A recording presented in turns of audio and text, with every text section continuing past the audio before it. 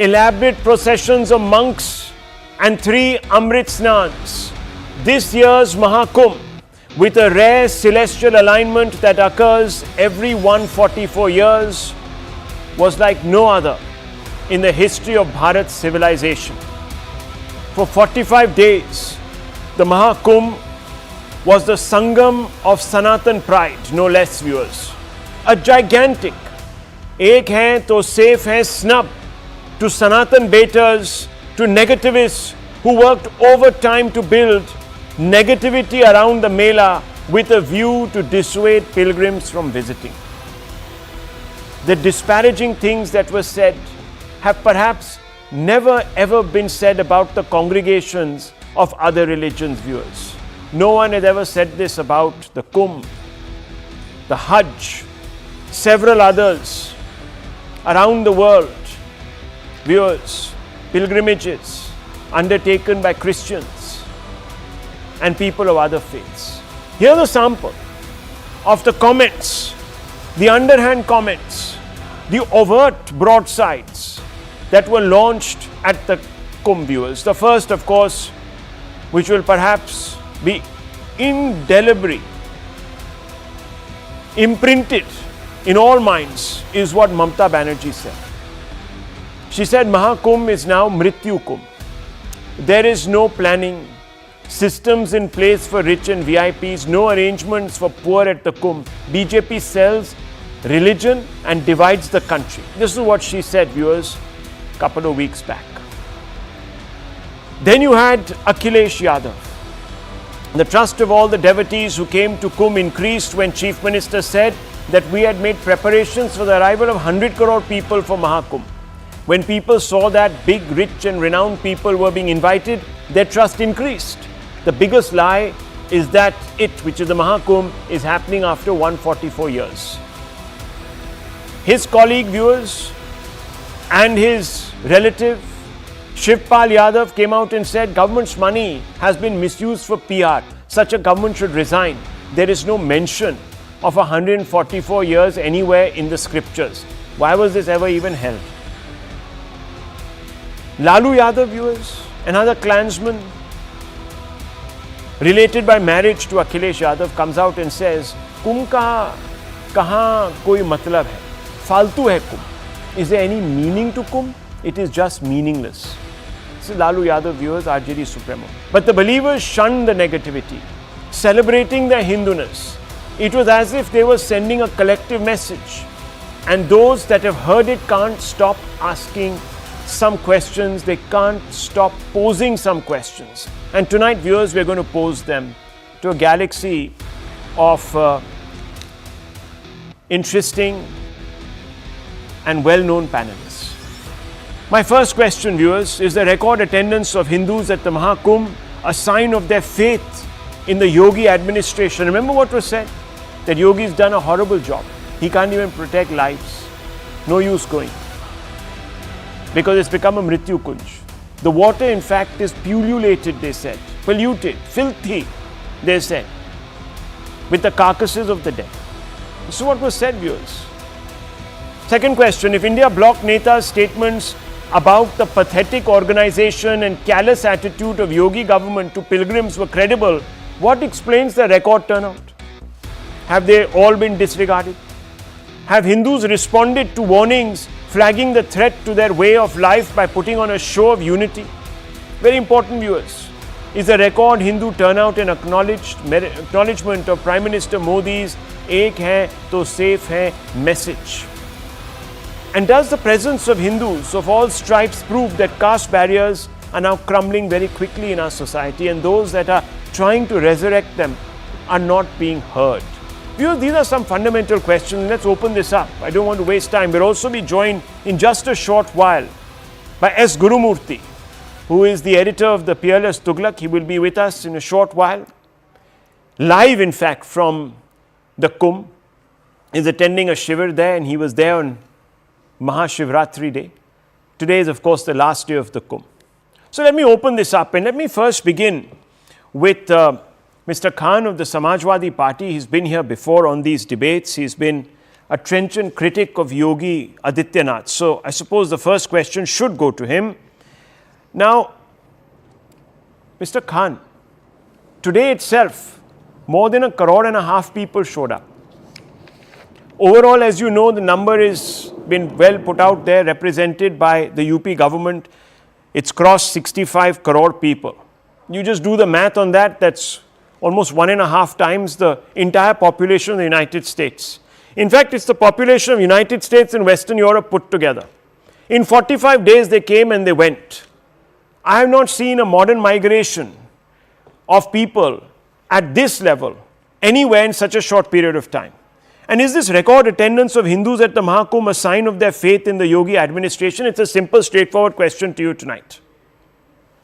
Means if people are coming to Allahabad, they are also promising that they will vote for Modi and BJP. What you are trying to say in your whole previous conversation, what you said before in 5 minutes, that people are coming to Allahabad not because they have astha in Kumbh, in Mahakumbh, but they are just coming here to show that yes, they believe in Yogi and Modi, and they don't believe in Sanatan. Or you want to prove that Yogi and Modi are the synonym of Sanatan. Or you want to prove that whole of these people will vote for BJP as they hadn't voted for Samajwadi Party or other party. Likewise, what I am trying to say is that our vote percent was 36% in Uttar Pradesh in 2024 Lok Sabha election. Only 6% Muslim voted there. That means almost 28 to 30% the Sanatani voted for us.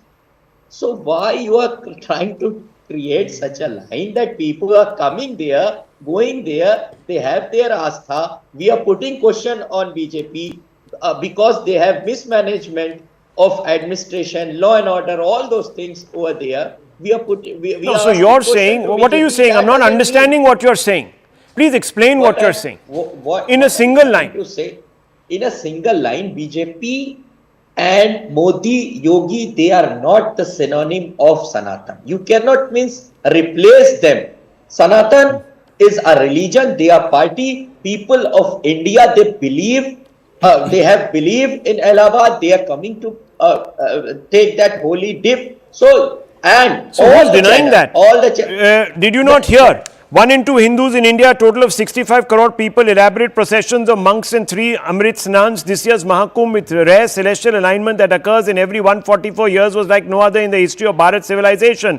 For 45 days, the Mahakumbh was the Sangam of Sanatan pride. It wasn't the pride that they took in Modi. I never said it was a Sangam of Modi pride. I said it was a Sangam of Sanatan pride, a gigantic ek hai to safe hai, snub to Sanatan betas. That's all. The people have said, listen, we are united in our faith. We love Sanatan. We are Sanatanis. We are going to show the world that we... The caste barrier... No, 1 second. Where was the caste barrier? After this holy dip, the caste system will be broken. I didn't say that. I said, does it show that the caste barriers are now crumbling? This is my exact question. This, if crumbling, tell me मैं आपको बता रहा हूँ what the problem is, Mr. Khan. Your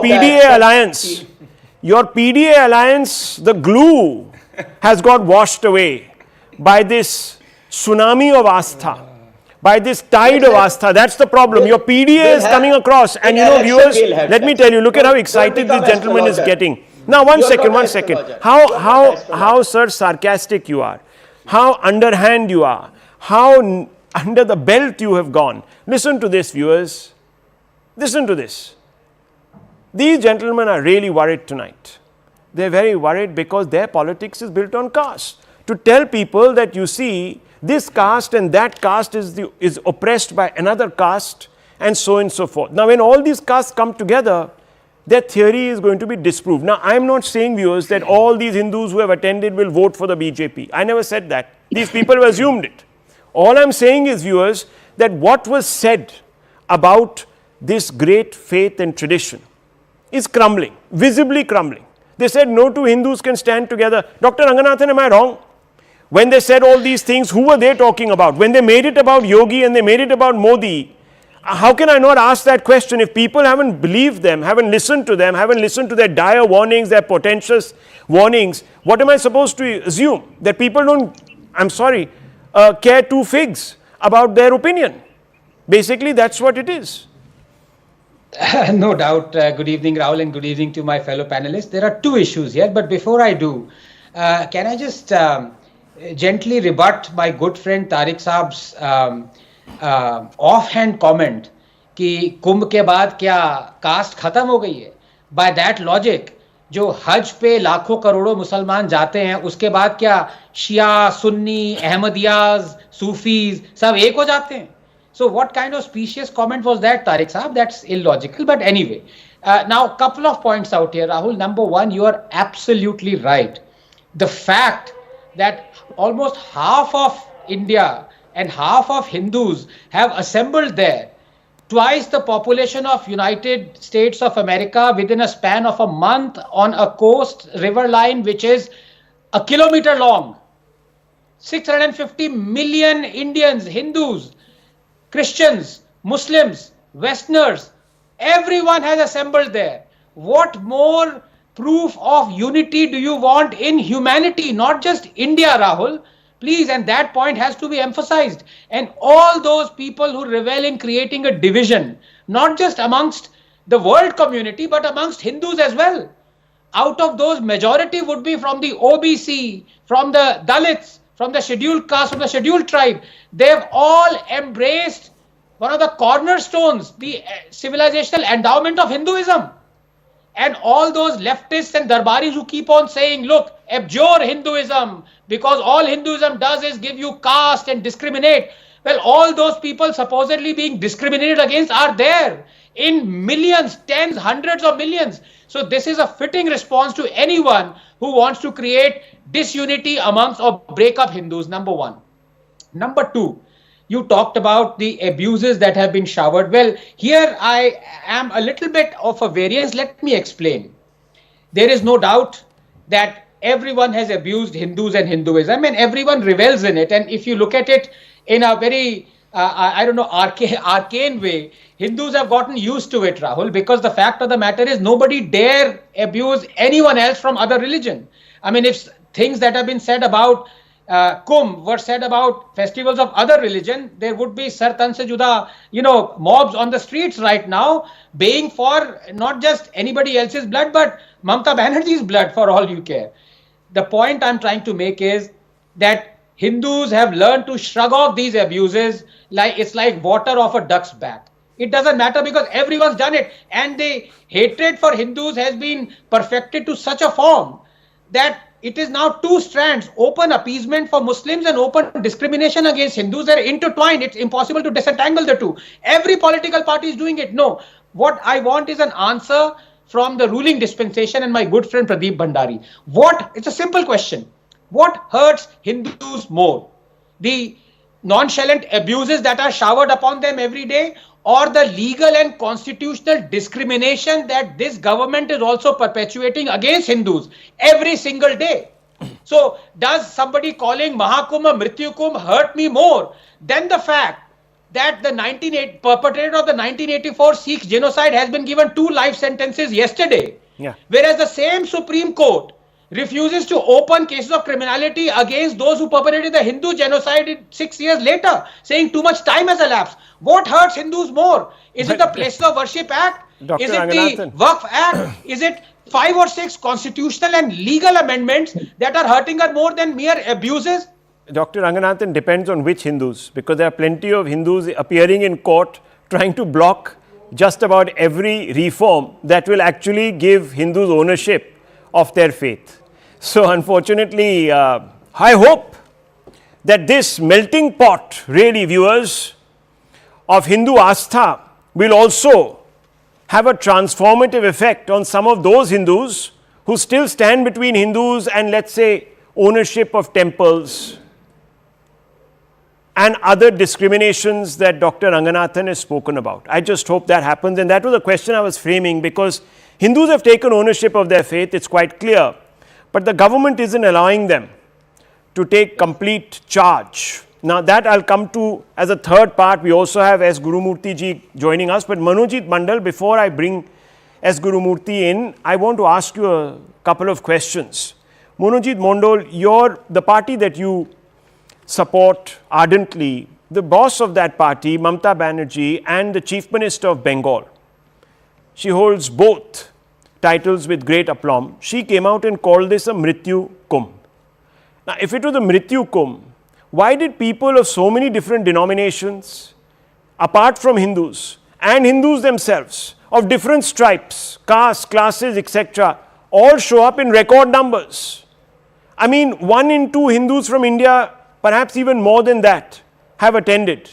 That's a sheer record that of humanity that I don't think will be broken for the longest possible time. Maybe it will take another 144 years, I don't know. But from every aspect, Mamata Banerjee, whether it is 144 years, alignment, etc., or saying that this is a Mrityu Kumbh, all of this has been disregarded. Why would people go there to seek their Mrityu? I can't understand this. Can you explain? Has she been has she been completely snubbed? Deemed irrelevant?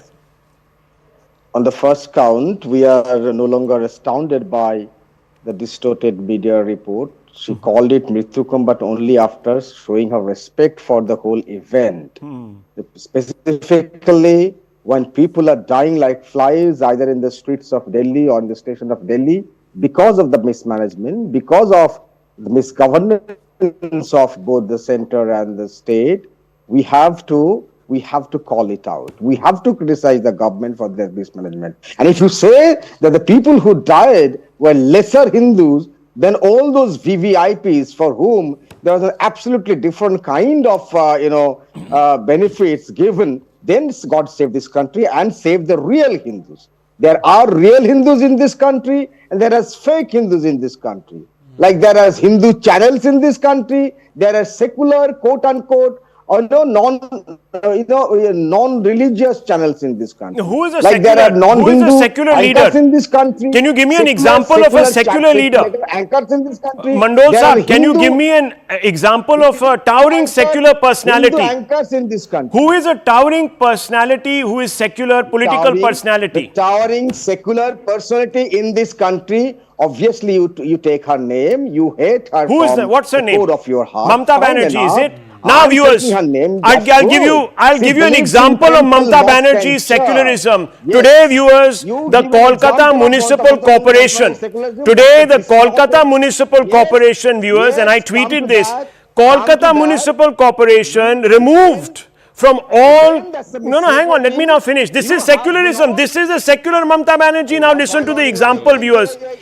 No, I'm now going to put down the facts. I have listened to you. Now listen to me 30 seconds. Listen to me 30 seconds, then you can respond. I will not stop you. Mamata Banerjee's, one second. Mamata Banerjee, she lives in Kolkata, viewers. The Kolkata Municipal Corporation puts out a circular pertaining to all municipal schools it runs, government schools that is, state government schools, and says that we are removing the Vishwakarma festival holiday because we have to give Eid al-Fitr a 2-day break. So they took from Hindu, they took from, one second, sir, one second. They took from Ravi to give to Rashid. And viewers, Ravi goes home with nothing. Rashid goes with double. This is secularism, this is a towering secular personality, but I am not going to stand in the way of Mr. Mondol and Mr. Bhandari. Mr. Bhandari, would you like to respond to Mondol Saab? Well, Rahul, allow me to make my opening comment. Well, the nation has seen the secularism of the Congress party and Mamata Banerjee. The secularism is where in 2021, the High Court had said that the anti-Hindu riots, the state was responsible and called Bengal the rule, not the rule of law, but the law of the ruler. The right hand of Mamata Banerjee, Mr. Bobby Hakim, envisioned a Bengal where there is a Muslim majority population, not the Hindu majority population. Yes, he's right that Mamata Banerjee is so secular that she hated Jai Shri Ram in 2021. Yes, he's right that Mamata Banerjee is so secular that today, on this very day, the Puja, Vishwakarma Puja holiday cancellation order was asked and an extra holiday was given for Eid. Yes, she is very clear that Mamata Banerjee is extremely secular because their leaders thought about Hindus being thrown in the Bhagirathi Nadi. But I will not get into that because for them Mahakumbh is Mrityu Kumbh. Let me show you a visual to an opening submission, and this is my proposition. Do you see this picture, Rahul? This picture reflects the unity of Sanatan, where 66 crore 20 lakh Hindus, Sanatanis have gathered, and they have said that they will not be divided purely on caste line. They believe that Sanatan unity is real. They will not be taken back by the anti-Hindu politicians. Tariq Khan is not a believer of Sanatan, so he should not comment on it. But my question is, we see a two parallel in this country. There is a parallel which you see where the entire majority of the Hindu population is there in Mahakumbh saying ek hai to safe hai, we believe in the unity of Sanatan, and then you have leaders like Rahul Gandhi who used to call him a Janeudhari Brahman and a Shivbhakt, and today has he visited the Mahakumbh? Has he taken darshan at Mahakumbh? Has he still gone to Prabhu Shri Ram's Mandir in Ayodhya? Are they really Sanatani Hindus? Has Mamata Banerjee, who called Mahakumbh as Mrityu Kumbh, been at Mahakumbh to see the ground reality? Has Akhilesh Yadav, who saw Akbar in Mahakumbh, apologized to the people of this country? Do they apply the same parallel when they go to iftar? No, they don't do it. Okay. But the people of India have spoken, Rahul and Ireland, in the next 30 seconds. They've spoken. The message from Mahakumbh is about unity. The message from Mahakumbh is a big slap in the face of those who wanted to divide Sanatan on caste line and say that Sanatan is dengue, malaria, AIDS. The message is about good governance. Okay. Because if you have more than 60 crore people there who are happy and going back, and 8 lakh employment created and 1% addition to GDP, please tell me any other parallel in the history of human mankind where this has been possible. Okay. Now viewers. See this. Yes. Don't spread misinformation, my dear anchor. See this. Yes. Because this is contrary to the act. See this. Clearly written. What are you talking about? Spread misinformation. What are you talking about? Talking about. No. They are saying that after people like Rahul Shivshankar raised this issue, the government did a U-turn, and now they have restored the holiday. Now just a minute. Viewers, this is how. Okay. Now listen to me. They wanted to cancel Vishwakarma Puja. So 1 second, listen to me. They've done this with the Durga Pandal also. Okay, calm down. 1 second. Why should I be calm, Rahul? Okay. When the Hindu's right has been taken. Let me. How does your not boil? Let me point out a couple of things. Viewers, now I have to lower everyone's faders, all faders down. Now, viewers, I have to put out some facts. This is a Kolkata Municipal Corporation letter circular put out yesterday. Now, I'm going to face the camera. What does it say, viewers? It says corrigendum. Corrigendum. You know what a corrigendum means? Mistake. That's what it means. So, there must have been an announcement earlier which said that on Vishwakarma Puja Day, we are going to have a holiday for all municipal corporation schools, which are all government-run schools in Kolkata. Now we are putting out a corrigendum, a correction for a mistake. Now we are telling people, and let me read it to you, youth. In partial notification of existing holiday list 2025 for Hindi medium KMCP schools, are hereby informed that the notification in the holiday are as follows. Eid ul Fitr holiday will be for 2 days from 31/3 to 014/2025. There will be no holiday for Vishwakarma Puja on 17/9/2025, as 1 day from its allocated holiday has been adjusted to extend Eid ul Fitr holiday. So as I said, take from Ravi, give to Rashid. Is this for the first viewers, time? No, 1 second. No, I understand. Then viewers, 1 minute please. Then viewers, I tweeted this. It became a big controversy. Many people started picking it up. And guess what? The government comes out with a quick clarification to say there were typographical errors. and therefore we are rescinding the previous order and we are restoring the holiday. I don't know. The second part of the order also. Okay. You won't read it. It's okay, sir. It's okay. Don't get triggered. Don't get triggered. Let's not be. Allow me a 10-second thing. It is because of right-minded journalists like you that she was exposed. But anybody is judged by his past actions. You cannot say that it is a mere correction. What happened on August 22nd, 2023? Mamata Banerjee on the day of Eid ul-Fitr asked the Muslims in Bengal to unite against Sanatan and Bharatiya Janata Party. Confirmed liar on TV. Okay, one second.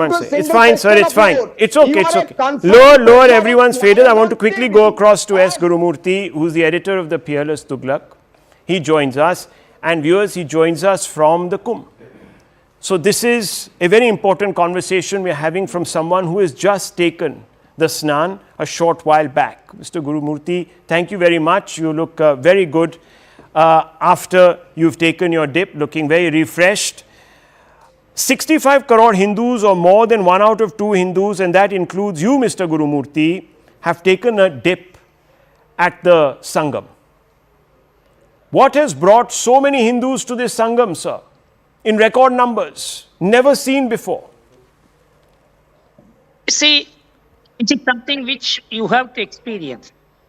You cannot really understand what's happening unless you are part of it. It cannot be expressed in verse. It cannot be written in print. It cannot be captured in camera. You will only see a mass of people moving here and there and taking a dip. And unless you see and grasp the vibe, it is impossible to understand what's happening. I have also been in past Kumbh, but I had never stayed there except for doing the Snan. Doing the Snan and coming back is not the best way to understand Kumbh. So I decided to stay here for 3 days. Not only stay, move around and see how people are. I have seen thousands of women and men carrying their children on their back, on their shoulders. And it's unbelievable. Some babies are just 3, 4, 5 months old. And it is not restricted to any particular segment. You could see it in the boat of the NRDF, which is accessed only by very important families. There I found small babies of 3, 4 months. And it is a common feature across the street. How small babies in thousands could be carried in when news is there about all kinds of untoward happenings being projected. So this is one thing which completely rattled me. 3 days I could see this happening repeatedly.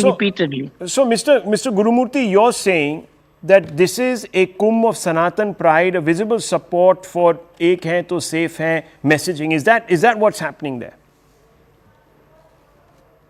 No, that is another aspect. I am talking about the depth of this. The expression is another. The second, thousands of women carrying 3, 4, 5 kilos of bags on their head. And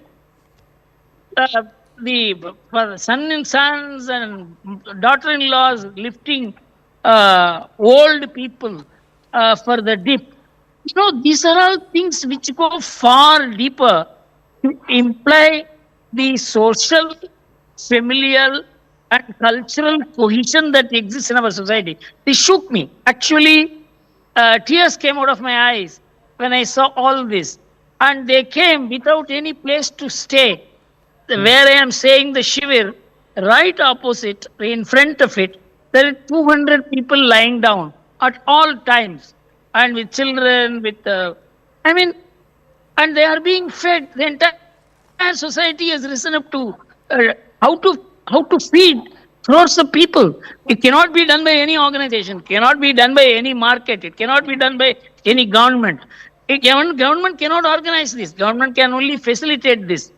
This is the continuity of a civilization which has understood it, and it has passed it on from generation to generation. From the time of the Mohenjo-daro Great Bath days, These are not areas in which the history of India has peeped.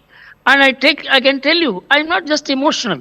I am intellectually trying to understand what is happening. Right. But in the current context, it is definitely a reassertion of the Sanatana Dharma, which is under stress. The only thing is, this is a social celebration. This is the Hindu community's own way of coming together. And you must come and see the diversity.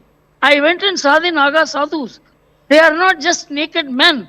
One Naga sadhu explained me the origin of Naga. If you want, I will tell you. And I just sat for 45 minutes just listening to him. His intellectual capacity to expound Sanatana Dharma and the role of the Naga sadhus in protecting and why they remain naked, how they overcome their sexual urges. Yeah. And I tell you, it's completely out of the world. No, it's out of the world and it's unprecedented. Now, will this unprecedented demonstration of Hindu unity have implications for Bharat's polity and its evolution as we go further? I think that's the basic question I want to ask. Undoubtedly, you must come and see the Vividata here, the diversity here. Unbelievable. There are thousands and thousands of ways of worship. And you see, all those ways of worship, which are very different from one another, but coming on the same platform, coming on the same idea, that is Dharma, that is Sanatana Dharma, all share this one word, Sanatana Dharma. And I don't think there is any organization, there is no pope, there is nothing like somebody sitting over this to organize. It is something unbelievable. I tell you, you must come and see and sit here to believe this. So my feeling is that what is the true idea of Hindutva, Hindu nationalism and Sanatana Dharma is demonstrated here. For the first time, the state and the society are in alignment. No society alone could have done it. No state could have organized it. Nobody can organize it. Momentous. They can only facilitate this, the huge infrastructure that has been built. Momentous, absolutely momentous times these are, viewers, that we are living in. And no better person than the editor of the Tughlaq to put it into perspective for us. Mr. Gurumurthy, thank you very much. I know that you have other things to attend to. We will speak again, of course, because there are other issues that need discussion. And I will come back to you perhaps tomorrow and speak on another issue. But viewers, let's move on, because I think the final words have been very well encapsulated by Mr. Gurumurthy. I don't think anyone needs to say much more than this. It's unfortunate, viewers, that a complete grouping of politicians and their ecosystem have taken such a dim view of the Mahakumbh. But it's heartening that they have all been shown their place. Maybe this will infuse them with a bit of humility. I hope so. I hope so, viewers. And a little bit of perspective. What else can the Tughlaq say? Yes. What else can the Tughlaq say? You know, these people, viewers, what can one do? In Sanatan is giving us Gyan on Sanatan. What can one say? What can one say? What can one say? Yes, doctor, very quickly before I move on. Yes, you raised your hand. Yeah.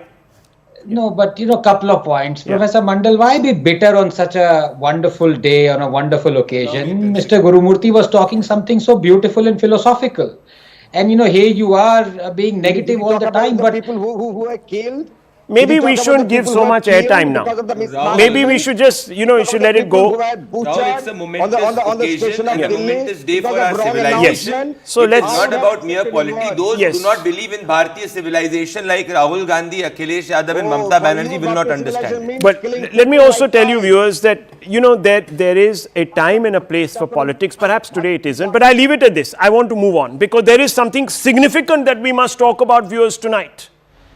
This is a fault line, if exploited, can have very, very, very dangerous repercussions for national unity. And this is a very important story. So please pay attention. It is an issue that is going to come back, viewers, over the next few days. And it will, I'll tell you, dominate the headlines, the discourse for years, maybe even decades. The India bloc floated the caste census idea, which they themselves are finding hard to implement in the states they govern. The caste census idea has threatened Hindus' unity and politically benefited the India bloc. We all know how that happened. Now, viewers, not just the caste census anymore. Now the India bloc is spreading fear among South Indians, claiming that the exercise, which is also called delimitation, to reset seats in parliament according to state population will cause southern states to lose out to more populous northern states. Let's take, for example, they say a Lok Sabha constituency in Rajasthan. Based on the 2001 census figures, on average, it had more than 22 lakh people, that one constituency, against 15.9 lakh people in Kerala. In other words, a Lok Sabha constituency in Rajasthan had about 1.5 times the population that it did, similar constituency did in Kerala. 15 years later, given the stable size of Kerala's population, this disparity would have grown. So, viewers, these people are saying if the seats are corrected to population in the Lok Sabha, Rajasthan will have double or more seats, while Kerala seats in Lok Sabha will remain at 20. Now, this is simple maths and you can all do it, and there will be these numbers. This India bloc leaders like Stalin are saying will lessen the representation of MPs from the south in India's parliament. This they claim is a punishment for doing a better job of controlling their population. Listen first to what Stalin has had to say, viewers. He's made 3 or 4 points. He said there's a sword hanging over 5 southern states. The centre plans to conduct an exercise based on the 2026 census. Tamil Nadu achieved population control via family planning. He also goes on to say the exercise will reduce Tamil Nadu's representation in parliament. The voice of Tamil Nadu will be suppressed. Listen to him. நாளைக்கு முடிவு செஞ்சு இன்றைக்கு நாங்கள் அவர்களுக்கெல்லாம் கடிதம் அனுப்ப போகிறோம். தொகுதி மறுசீரமைப்பு பேரில் தென்னிந்தியாவுடைய தலைக்கு மேலே ஒரு கத்தியை தொங்கிக்கிட்டு இருக்கு. எல்லா வளர்ச்சி குறியீடுகள்லையும் முதன்மை மாநிலமாக இருக்கக்கூடிய தமிழ்நாடு கடுமையாக பாதிக்கப்பட்டிருக்கு. ஒன்றிய அரசு 2026 ஆண்டில் மக்களவைத் தொகையுடைய எண்ணிக்கையை மறுசீரமைப்பு செய்ய போகிறாங்க. பொதுவாக இதெல்லாம் மக்கள் தொகையை கணக்கிட்டு தான் செய்யப்படுது. மக்கள் தொகை கட்டுப்படுத்தல் என்பது இந்தியா நாட்டுடைய மிக முக்கியமான இலக்கு. அந்த இலக்கை பொறுத்த வரைக்கும் நம்ம தமிழ்நாடு வெற்றி பெற்றிருக்கு. அது எல்லாருக்கும் தெரியும். Viewers, what Stalin and other India bloc leaders are ignoring is that Union Home Minister Amit Shah has gone to great lengths to dispel this fear. Mr. Shah has given his word that seats of southern states will not reduce pro rata or in proportion to their population. This is what he has said. Please listen in.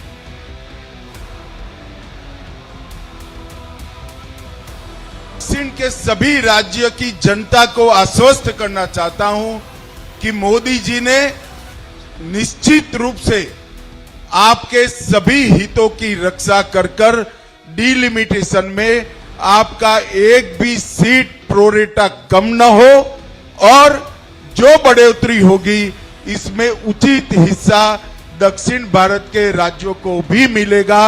इसमें कोई शंका रखने की जरूरत नहीं. There is nothing to fear. You should harbor no mistrust. A prominent US think tank has made projections based on 2011 census data to estimate which state will get how many seats. Viewers, and the Hindi belt, for example, Uttar Pradesh will get 143 seats. Right now it has 80. Bihar will have 79. That's about 25, that's about 35 more than what it currently has. Rajasthan seats will double to 50. Madhya Pradesh will have 52 seats from 39, 29. South Tamil Nadu will have 49 seats up from 9.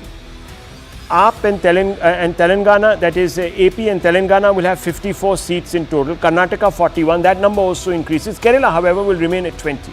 This is a study undertaken, or projection undertaken by Carnegie Endowment, which is a US-based think tank. Now, on close examination of the arguments being made by DMK, the more one gets into the specifics, the more inconsistencies seem to emerge that prompt some data-backed questions that expose DMK's hypocrisy on seat delimitation. Because I'm not saying that the South should not be given its due share. It should be given its due share in proportion to other states. No part of this country should be in any way discriminated against. No voter in any part of the country must think that their vote values less if they are in Uttar Pradesh or in Tamil Nadu or in any other than in other state, viewers.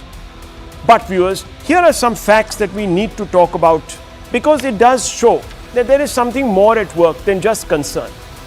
Tamil Nadu's declining population growth versus representation demand. Let's just think about this. Tamil Nadu's population growth rate, according to the 2011 census, is about 15.6% between 2001 and 2011. Much lower than Bihar, 25.4%, and Uttar Pradesh, 20.2%. Despite this, Tamil Nadu still holds 39 Lok Sabha seats, while Bihar, with almost twice the population, has only 40 seats, and UP, 80 seats. So if DMK believes in proportional representation for caste-based reservations, for example, why does it oppose fair seat allocation based on population growth? Does the no or jitni abadi utna haq principle not apply here? DMK's contradiction on social justice versus delimitation. Now viewers, look at this. DMK demands caste-based reservations based on population. Tamil Nadu has 69% reservation. North Indian states have higher SC, ST, OBC populations. Bihar is 63%, UP 60%, and Madhya Pradesh 68%. All have large backward classes populations. Now think about it, viewers. And this is the question. If DMK supports representation for OBCs and Dalits based on population, why does it oppose North Indian states getting more parliamentary seats based on the same principle? Viewers, delimitation benefited Tamil Nadu at the cost of UP Bihar. Here are some stark numbers. In 1971, Tamil Nadu's population share was 6.6% of India. Today it is 5.96%. Still it holds 39 seats out of 543, which is 7.2%.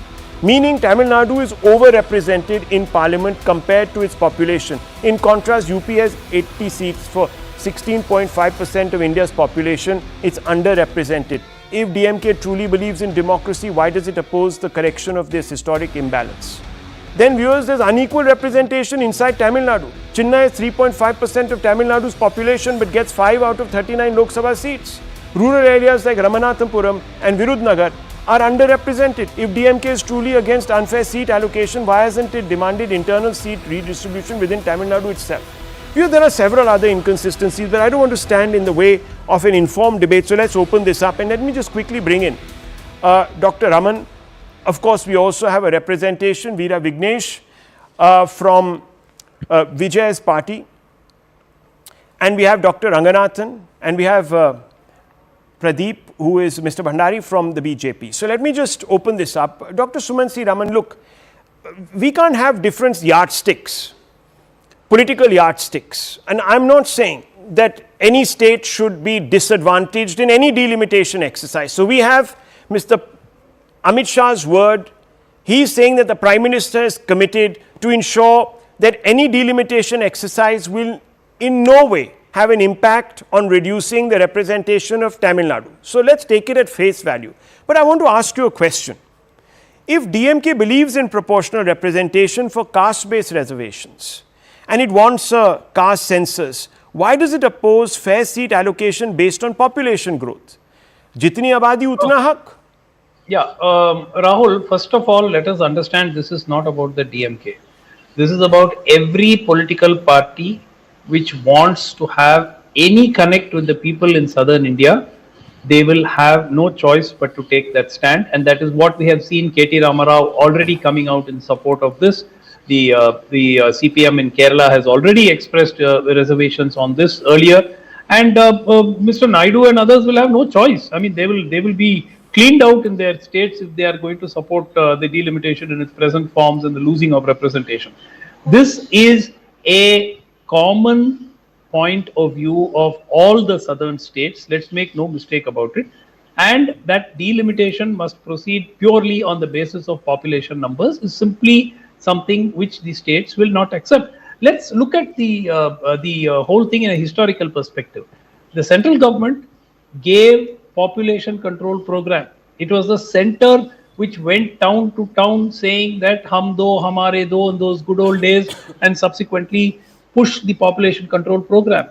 So the states that did very well to listen to the center are now being told, great, you did a good job, so we're going to sort of proportionately emasculate you in terms of the representation that you will have in parliament, which is completely unjust. Take GDP, then you do it on the basis of GDP, contribution to the country. Why do you take population? The 5 southern states plus Maharashtra contribute 45% of the country's GDP. Okay, So on why that not you point, give us 45% of seats? Dr. Raman, on that point, Why on not the you do GDP that then? point, on the GDP Yeah. point, have we forgotten that, let's say, a state like Tamil Nadu, its economic prospects have also benefited from the labor of economic migrants from the north, from even the Absolutely. northeast. So playing south against north reeks of hypocrisy. It is The not about GDP playing of south Tamil against Nadu has north. also been built by North It Indians. is not playing south against north. Okay. There is a situation which has arisen. I in the don't know, country because that's today. how it's being framed. No, You no, know not this. at all. This is not Oh, south it's not being versus framed. north. It's not being It is framed like not- that. No. Then why no, does it is why being- does why does it Mr. is- no why does Mr. Stalin then use these words? Sword hanging over 5 southern states. Why doesn't he also say Exactly. this? No, he can also say this about northeastern states. They've also No. done a good job on population control. And some Northeastern other states smaller have already states in the been- north. have already have very minimal representation, Okay. Rahul. So- you can't give a northeastern state less No, than no, one the seat, principle right? remains. They have The only- principle many of them remains. have No, only no, one every seat. citizen is a citizen of this country. Rahul. It doesn't mean that if some, no, another part of the country doesn't matter. I'm sorry. Having obeyed, I'm Okay, sorry. okay. For having obeyed I'm the going to center, keep my views to myself. For having Viewers, obeyed the center, Viewers, I come you're from going to a basically say these background people where must be north and south is fused. I'm half Kashmiri, half Kannada. So I have no And skin the in the game, BJP except that I want India to stay united and I want to have an informed debate. Okay. You can't have a situation where merely by getting votes in only one part of the country you get to rule forever. Okay, so It can't be the case. let me now see, now viewers, this is the little problem here. You can't think that you're going, one second, Pradeep Bhandari. You think that you're saying that, oh, just because you have monopoly in one particular part of the country, by expanding those seats, you're going to remain entrenched in power forever. Is it about that, viewers, or is it about the citizen? If it's about that, it's about power grab and all of that, then this debate can't go further, because then we know there's a political bias already built into this debate, and Dr. Raman is In at any some case, level you can't do giving it next air year and because there oxygen. is no One second, census. Dr. There is Ranganathan. no census. Without a census, you can't do delimitation. Yeah, that is fine. This is in. It's not going to happen in 26. This So is. why are we even discussing That it? doesn't matter. No, because people are bringing it up. Stalin is coming out with a massive movement in the next few days. There's going to be an all-party meeting where he's going to become the champion of this. So let's not say that this is not happening. They're pushing the envelope. Yes, Dr. Ranganathan, make your point. I'll come to you, Pradeep. I'm sorry to say, but such illogical and vigorous, virulent scaremongering is happening right now. It is unacceptable. I think anybody who is a proponent of this is one step away from saying that, look, I want to secede from India. There is no two ways of doing about it. What are we even talking about? I mean, is logic so far removed from reality that we have forgotten? When we are talking of states with less population, listen to the government. No such thing happened in any case. The point of the matter is Gujarat has the same population as Tamil Nadu. But Gujarat has only 26 or 28 Lok Sabha seats. Tamil Nadu has 40. UP has 4 39. times the population of Tamil Nadu. Why does UP have just twice the number of seats as Tamil Nadu? This is an act of parliament that mandates a delimitation commission that has been set up. And irony is that of all people, Tamil Nadu right now, Mr. Stalin is opposing 3 major decisions of the Modi government just for the sake that Modi has brought it. Otherwise, they were either the ideas or implemented by his allies or the DMK himself. When you talk of one nation, one election, it wasn't Modi who first proposed it. It was Karunanidhi who said we want one nation, one election. When you talk of 3-language formula, it wasn't Modi. It was the Congress in 1968 Kothari Commission. And now when you talk of delimitation, it's an act of parliament hasn't done for. So can we please stop this horrendous, virulent, seditious arguments that go against all logic and common sense? You have to have a crazy agenda to say delimitation is wrong. Secondly, I want to talk about that non-peer reviewed study of Carnegie Mellon. A, it has not been peer reviewed. B, it also talks about increasing the Lok Sabha seats to almost 800. In which case, why on earth would the Lok Sabha seats of Tamil Nadu decrease? They are set to increase. I mean, That's right. Honestly, That's what I showed. Honestly, I'm telling you. Yes. You see, there's another study by another newspaper that has become an expert in fact-checking, Dr. Ranganathan. And that shows that Tamil Nadu seats will actually come down by proportion. Can you believe it? That newspaper, the mainstream newspaper, I don't want to go there. How disingenuous is this? Okay. Tamil Nadu goes up from 39 to 41 according to one report to 49 according to another report. UP goes up from 80 to 184 or 83. But sir, it was Tamil Nadu and it was the southern states. No, when Mr. Vajpayee put off delimitation, it was Tamil Nadu who supported him. And viewers, at that time, as Dr. Ranganathan and I have pointed out, there were certain states which had more population but just as many seats or even fewer seats than Tamil Nadu, so it was okay for them then. Why does Gujarat, can Dr. Raman answer, when Gujarat has the same population as Tamil Nadu, why does Gujarat have 12 less Lok Sabha seats than Tamil Nadu? Do you have the guts to answer that?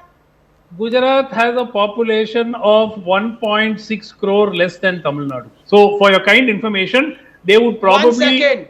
Please check the population. Please answer Uttar Pradesh. Uttar Pradesh has 4 times the population of Tamil Nadu. Why does it have only twice the number of seats? One second, you're not getting the point. That is the point that we are trying to make. Because we have controlled our population.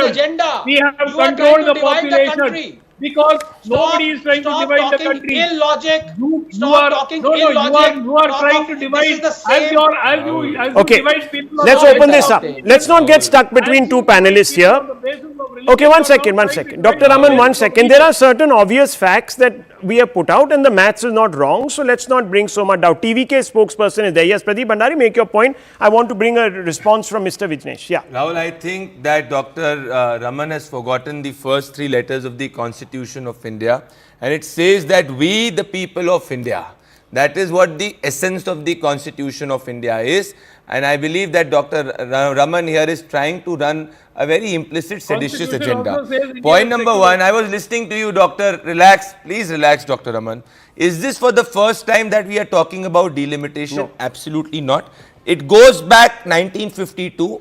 It has a Delimitation Act. It has happened in 1963, 73, 2002 and it is proposed to happen after the survey in 2026. Is this the Bharatiya Janata Party's agenda? No. It is Sonia Gandhi in Rajya Sabha on 10th February 2025 said, just allow me, that we want census soonest.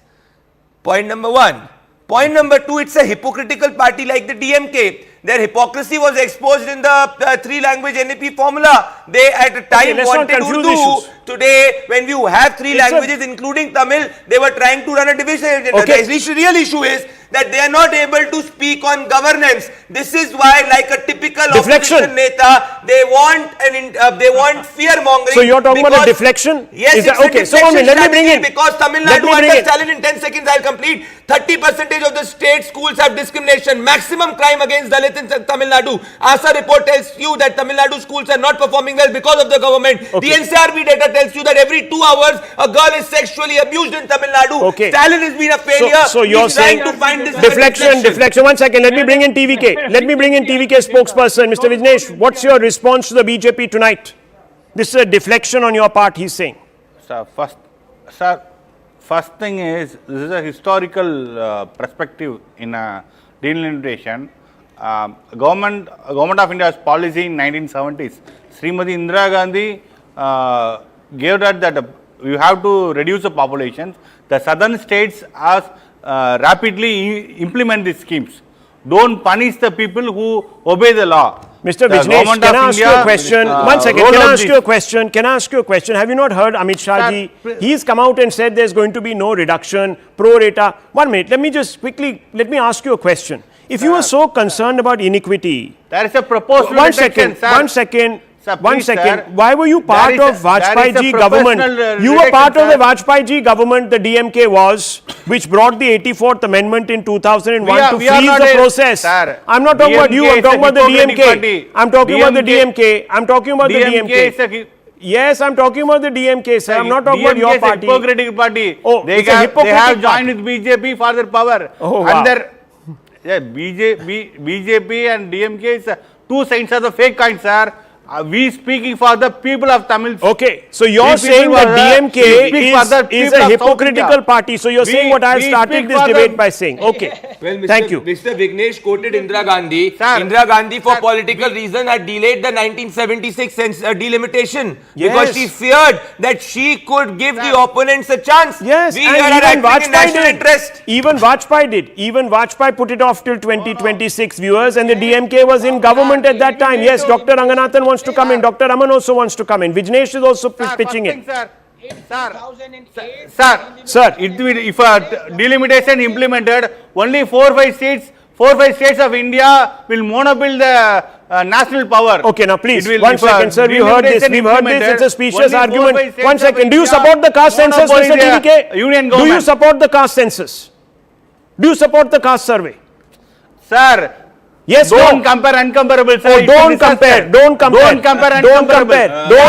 these things. How come, sir, the principle remains the same? People should be given what they should deserve according to their population is what the caste census argument is. So then why shouldn't the same argument apply here? Dr. Ranganathan, yes. It's about... Sir, yes. It's about a social hierarchy. Okay, sir, social hierarchy, all of this. 1 second, TVKG, please. Yes. Dr. Ranganathan, quickly, 30 seconds, please. Yes. Rahul, these are the same people who objected to the Finance Commission distributing money to the states without realizing that this is done by an act of parliament. It's a cutting across party lines. The team that sits has mathematicians. They have formulas that dictates how it is to be done. This cannot be done by you, me, or Dr. Raman, or Veera Vignesh, or Pradeep Bhandari. This is done by a proper logical reasoning out, and it satisfies every state. And it is subject to judicial review, viewers. Yes. Remember this. Subject to judicial review. I leave it at this. The Prime Minister has said and echoed that he will not do what the Congress did. That is injustice with Southern India. This is our intent. I leave it at this, viewers. The final word hasn't been said. This is a very divisive topic, and I'm telling you it's going to keep coming back because there are power-hungry politicians all across. I leave it at this. Vantage coming up with Palki Sharma.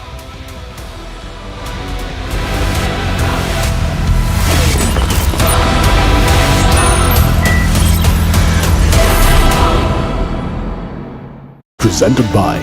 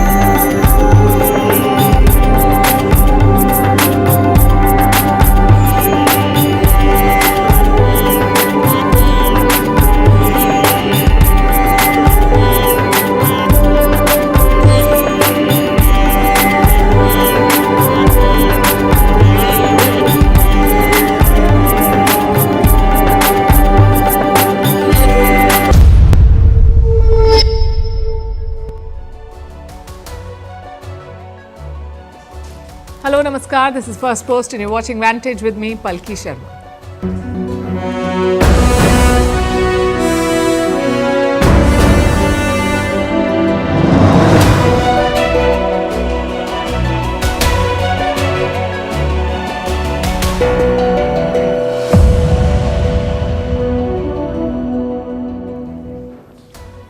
First he proposed it, then he rejected it, and now Zelensky is travelling all the way to Washington to sign the mineral deal.